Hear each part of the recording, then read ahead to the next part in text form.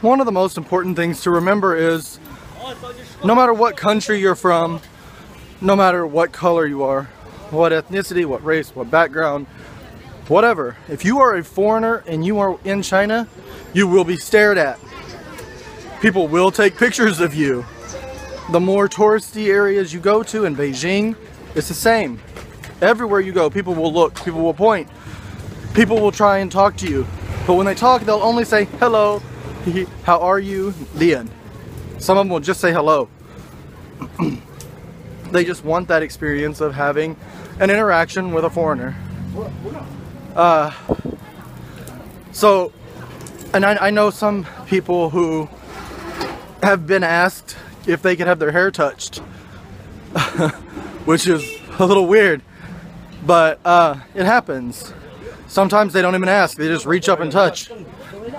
So you're gonna be in for a completely different experience, and be open to it, of course. You're in a completely new country, so you're gonna be dealing with some completely new completely new customs and a completely new culture.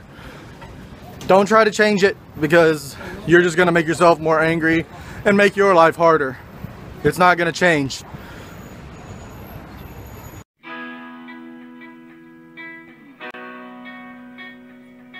Hi, I'm Joey. I'm an American from a small town in northeast Arkansas. But after growing up in the middle of nowhere and spending my 20s in New Orleans, Louisiana, I now live in Beijing, China.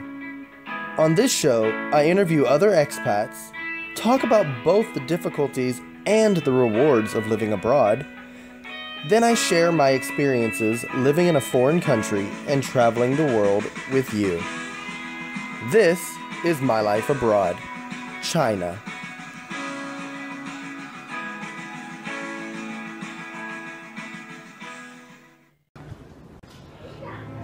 Hey guys, so I have recorded 2 different videos to post this last 2 weeks.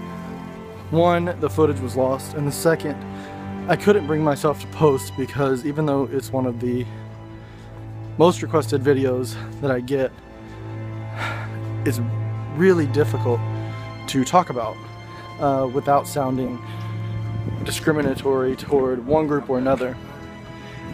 And that's not what I'm about. That's not what I'm trying to do. So here I am trying again. While most of my videos I talk about what it's like being an American male, well, a white American male in China, and you know how much money you can make.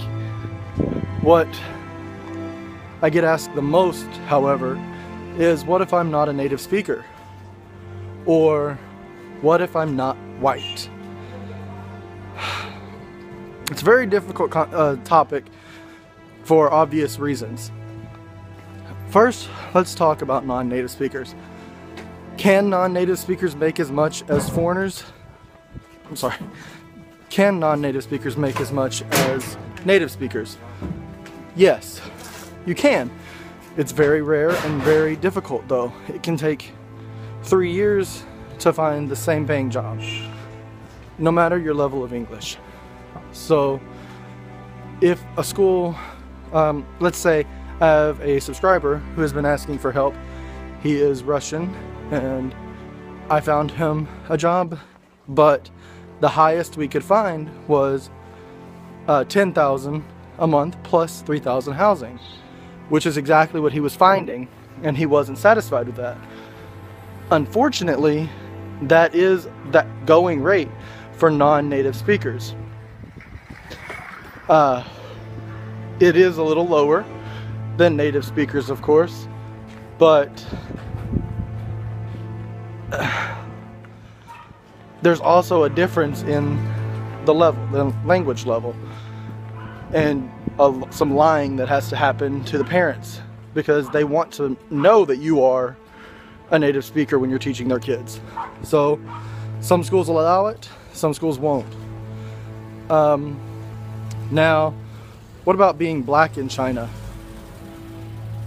There are black people in China not as many as you would think.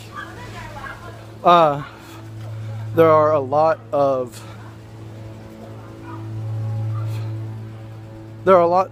people from Africa here, South Africa, Nigeria, you know, all over, Ghana. And they find jobs teaching. However, finding a school to sponsor you to get over here is a little more difficult, because even if you are a US citizen but you are black, or you are British but you are black, or Hispanic even, it is a common misconception that if you have dark skin, you are automatically African and you can't speak English natively. Obviously that's not true, but that is just the misconception. So you could still get jobs here, no problem. It will just take slightly longer to find them. So as I recommend for everyone, don't put all of your eggs in one basket. Apply through multiple agencies. I heavily suggest usually New Life ESL, but that's not because I'm saying they're better than everyone else. I don't know if that's true. I don't know if they are, I don't know if they're not. I just recommend them because they're the ones that I came through. That's the only experience I have. And that's what this channel is about, my experiences. I know we've talked about Marianne, who came through here 2 years ago with me, and how she was not hired by her first company because she was too dark. She's not dark at all, and you will see her. She is moving back to China and will be here next Monday. So she'll be in a couple of my videos too. So you'll actually see her and you'll see that she's really not dark at all, but she was not hired because she was too dark. Now, you could be white, you could be a native speaker, and look at me, I'm fat. I'm a fat kid. You could be fat, but that doesn't mean you're gonna get hired. There are also concepts and misconceptions of, if you are overweight, you will be lazy and you will not be able to teach their kids how to be a proper man. It's crazy, it really is. But that's just the way it is. So I've tried every way I could to make this video and avoided it each time. Right now I'm about to head home and get some dinner, make some dinner. So click the thumbs up button if you like the video. Don't forget to subscribe if you want to be notified every time I upload a new video. And leave a comment. Until next time, Zaijian. Hey guys, I hope that helped. I tried to keep it as PC as possible without offending too many people. I know I get these questions a lot, and I never really feel comfortable answering them because I don't want to offend anyone, and I don't want to say something that could give you the wrong impression of China. Now, with all that being said, here at My Life Abroad China, I am starting to partner with a few schools and a couple of agencies to help get teachers to China. So if you are a native speaker, or if you are a non-native speaker, you can go ahead and send me your contact information, your CV, a photo ID, and your Skype ID to mylifeabroadchina@yahoo.com. Or you can click in the link below and contact New Life ESL and set up a Skype interview, or have them find you a job. Come on, and you come on over to China. Maybe you'll be on the next episode of My Life Abroad China. Zaijian. Now, with all that being said, here at My Life Abroad China, I am starting to partner with a few schools and a couple of agencies to help get teachers to China.